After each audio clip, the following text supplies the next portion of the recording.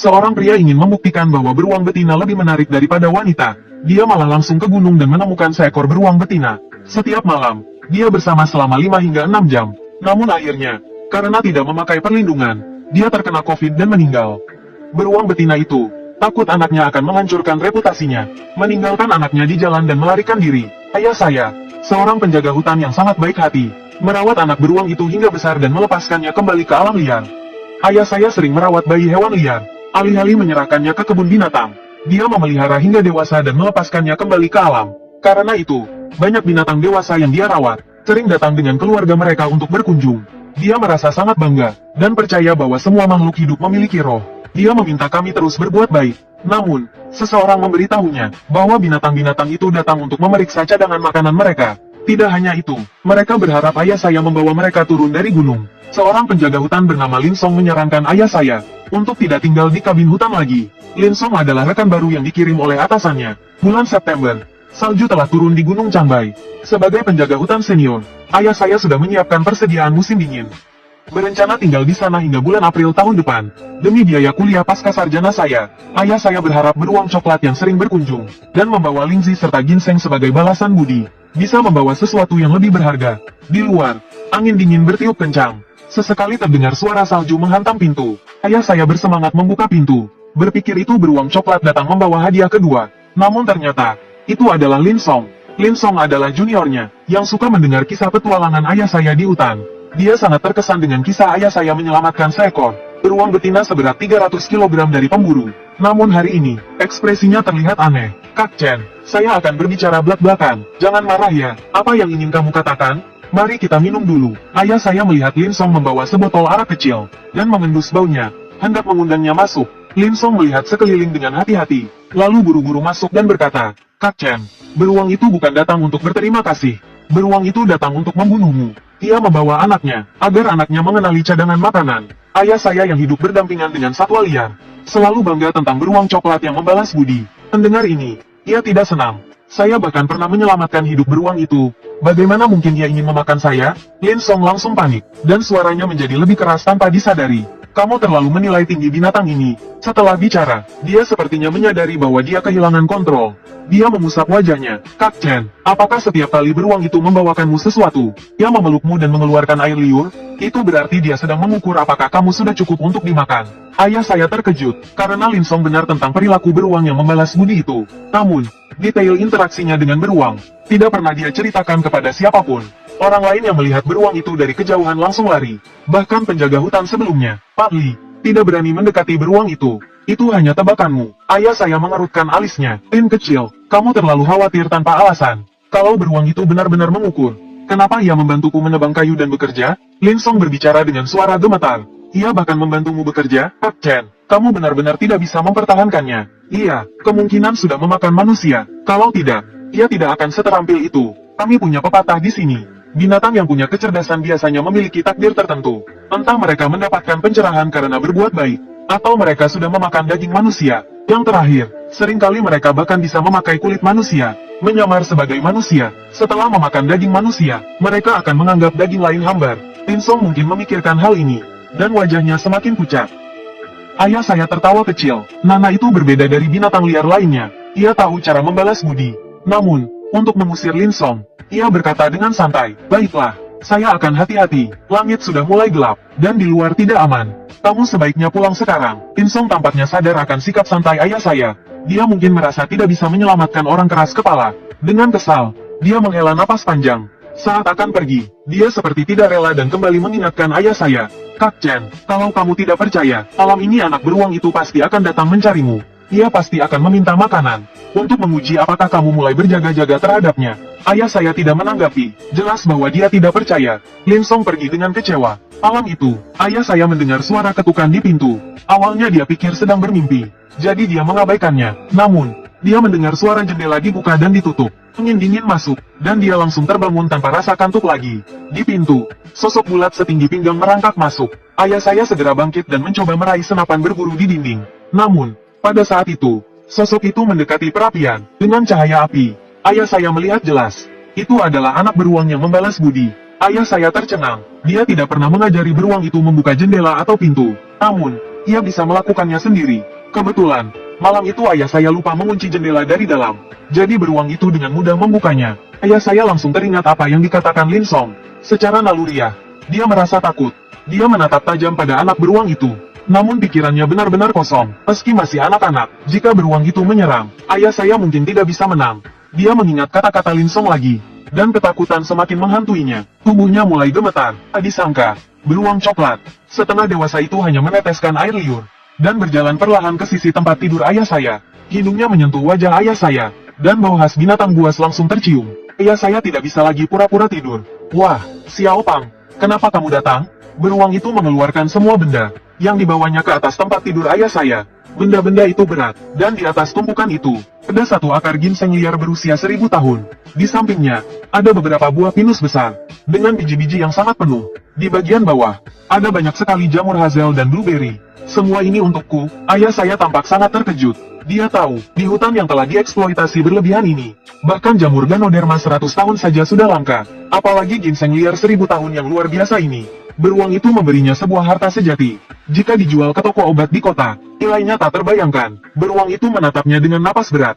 Dan setelah memastikan ayah saya menyukai barang-barang itu, ia menjulurkan lidahnya yang basah dan berbau. Menjilat wajah ayah saya, rasanya agak sakit. Tapi ayah saya tidak berani bergerak.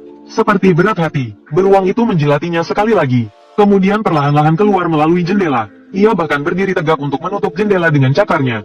Cara sopannya meninggalkan tempat itu membuat ayah saya teringat pada detail saat induknya membantunya bekerja.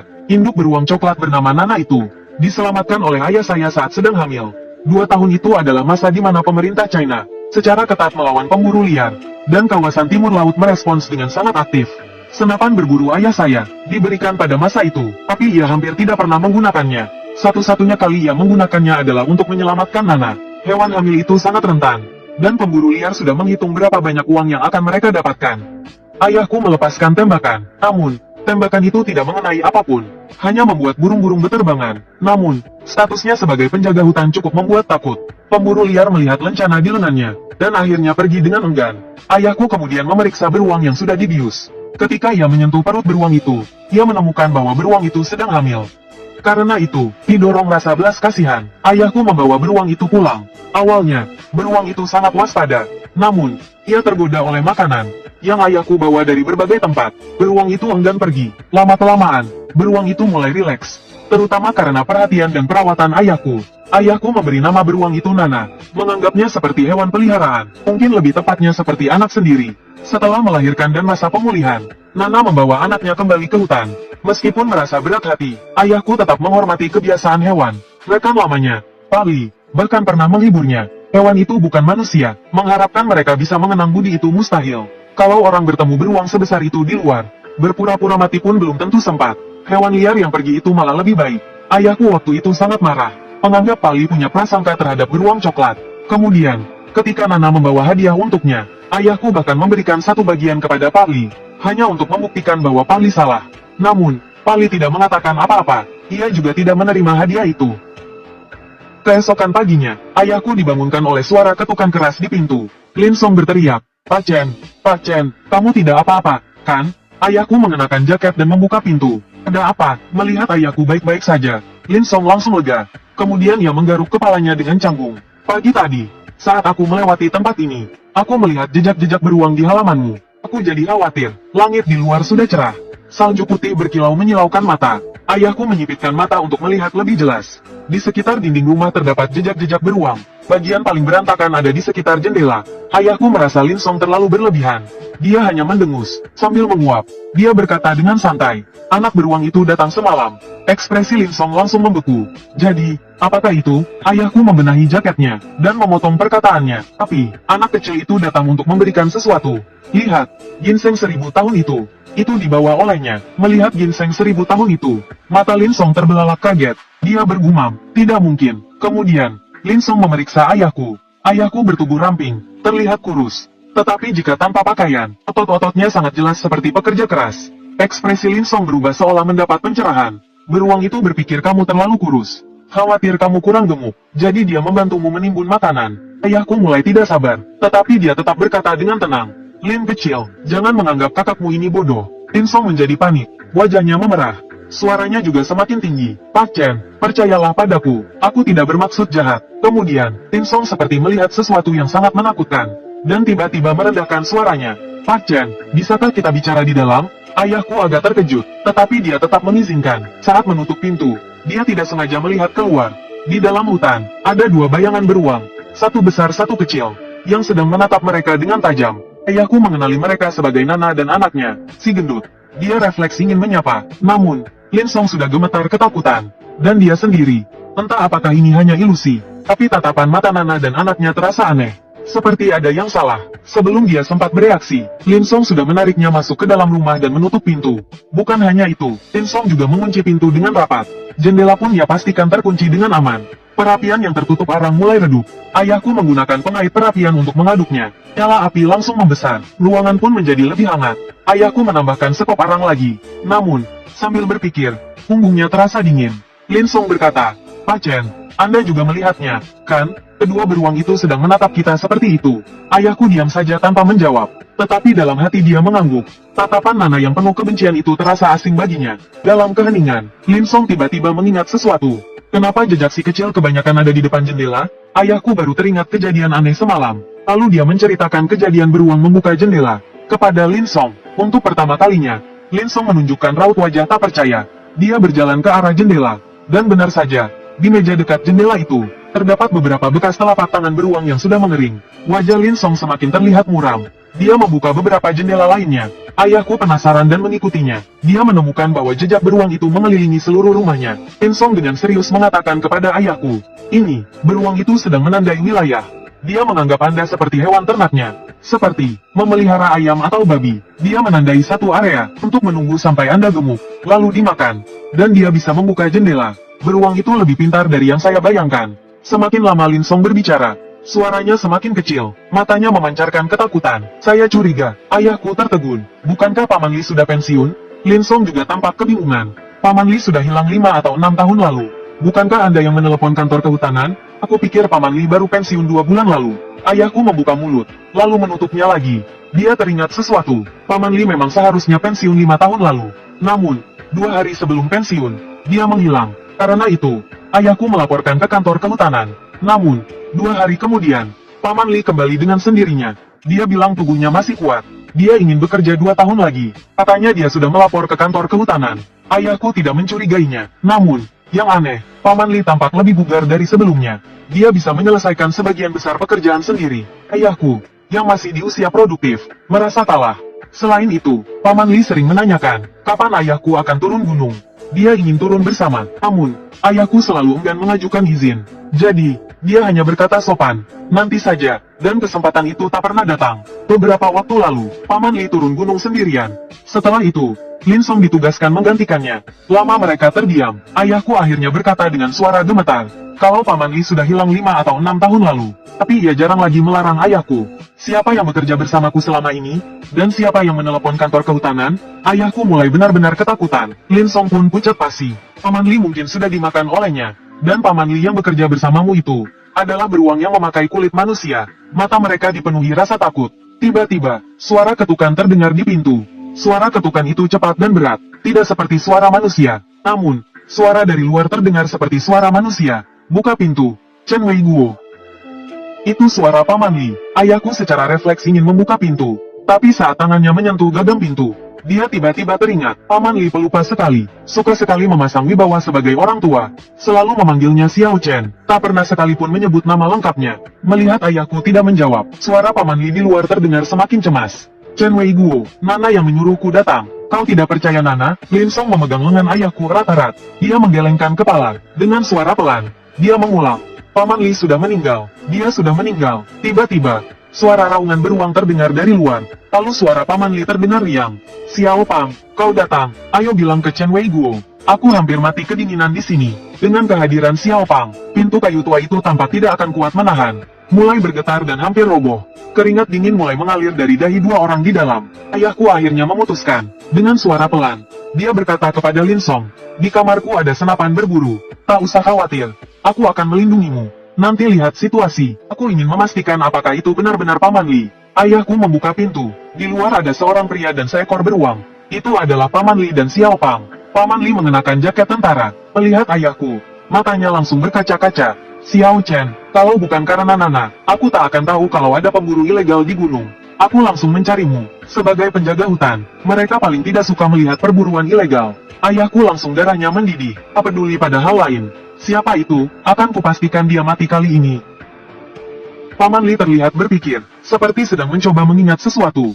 Akhirnya dia berkata, saat di bawah gunung, aku melihat poster buronan. Sepertinya namanya Lin Song. Dia menyamar sebagai penjaga hutan baru, mengatakan bahwa hewan liar ingin memakan manusia, dan menipu beberapa penjaga hutan turun gunung. Dia sendiri malah berburu di gunung dan mendapat untung besar. Setelah Paman Li selesai bicara, ayahku langsung terpaku. Dia menoleh ke pria di dalam ruangan. Wajah Lin Song yang kemerahan karena muda, bersinar halus karena cahaya api kecil di dalam. Ekspresinya terlihat panik, api matanya gelap dan tidak bergerak, seperti patung lilinnya menyeramkan. Sepertinya dia tidak benar-benar panik. Melihat ayahku memandangnya, dia menggelengkan kepala dan berkata, Tengi, Paman Li sudah dimakan, kau tidak bisa percaya kata-katanya. Saat itu, Paman Li baru menyadari keberadaan Lin Song. Dia langsung berlari masuk ke dalam ruangan, dan menyerang Lin Song. Mereka langsung terlibat perkelahian sengit. Ayahku melirik keluar, ke arah Xiao Pang, dengan berani melambai, meminta dia pergi. Tak disangka, Xiao Pang melihat ke dalam, lalu mengangguk patuh dan pergi. Ayahku menutup pintu, suasana di belakangnya mereda. Paman Li telah mencekik Lin Song, hingga wajahnya memerah. Lin Song sedang berusaha keras untuk meminta tolong. Ayahku memisahkan mereka berdua, meskipun sudah dipisahkan, suasana tetap sangat tegang. Lin Song bersembunyi di belakang ayahku, berbisik pelan, kenapa kau biarkan beruang itu masuk? Paman Li mendengar dengan jelas. Dia menjadi marah, wajahnya merah padam, dan berkata, sekarang orang-orang percaya sains, jangan pikir kau bisa menipu kami dengan cerita-cerita bodoh ini. Ayahku merasa pusing karena keributan mereka. Dia akhirnya berseru menghentikan mereka. Aku akan menelepon kantor kehutanan.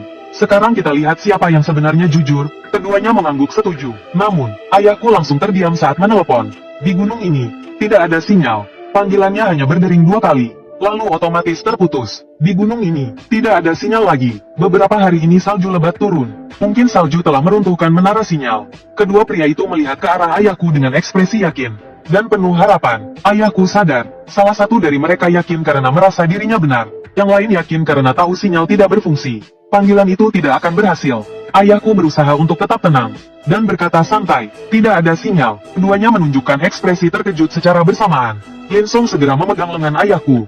Kau harus percaya padaku, Chen Ge. Aku mau ikut memperbaiki menara sinyal. Paman Li mendengus dingin. Siapa tahu kau hanya ingin menjebak Chen Wei Guo untuk mati. Aku ini orang tua, tak mungkin bisa melawanmu. Ayahku bingung sejenak, tidak tahu harus berkata apa. Lin Song menggertakkan giginya. Chen Ge, berhati-hatilah. Aku akan pergi sendiri untuk memperbaiki menara. Setelah berkata itu, Lin Song langsung membanting pintu dan pergi. Ayahku ingin menghentikannya, karena salju baru saja turun di luar. Tanah sulit dikenali. Orang yang terjebak di salju bisa dengan mudah mati lemas. Namun Paman Li menghentikannya. Seorang pemburu ilegal, mati pun pantas baginya. Saat Paman Li berkata ini, matanya memerah sejenak. Ayahku tercengang melihatnya. Namun Paman Li segera kembali normal. Meskipun tatapannya tetap tajam. Sementara itu, Lin Song sudah menghilang. Ayahku ragu dan berkata, Paman Li, jika dia benar-benar pemburu ilegal, kita serahkan dia ke kantor polisi, biar mereka yang urus. Namun, dengan salju setebal ini, jika terjadi sesuatu, aku pasti akan merasa bersalah. Paman Li tampak tidak peduli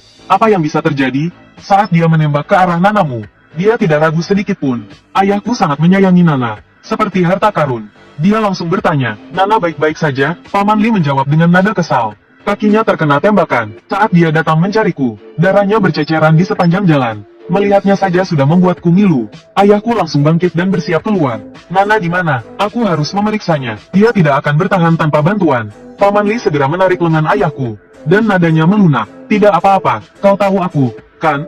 Aku sudah mengobati Nana. Dia sedang beristirahat sekarang. Ayahku merasa lega, namun dia sadar, cengkeraman tangan Paman Li di lengannya seperti penjepit baja. Dia tidak bisa melepaskan diri. Jadi, dia hanya bisa duduk kembali dan mencoba berbasa-basi. Ngomong-ngomong, aneh sekali, Nana dan Xiao Pang belum berhibernasi tahun ini. Paman Li menguap dan berkata, beruang biasanya hibernasi karena kekurangan makanan. Jika makanannya cukup, mereka tidak perlu hibernasi. Setelah berkata itu, di bawah pandangan ayahku, air liur Paman Li mulai menetes. Itu sama sekali tidak seperti air liur manusia. Segera, ada genangan kecil di bawah tempat duduknya. Wajah ayahku langsung pucat ketakutan. Paman Li adalah Nana.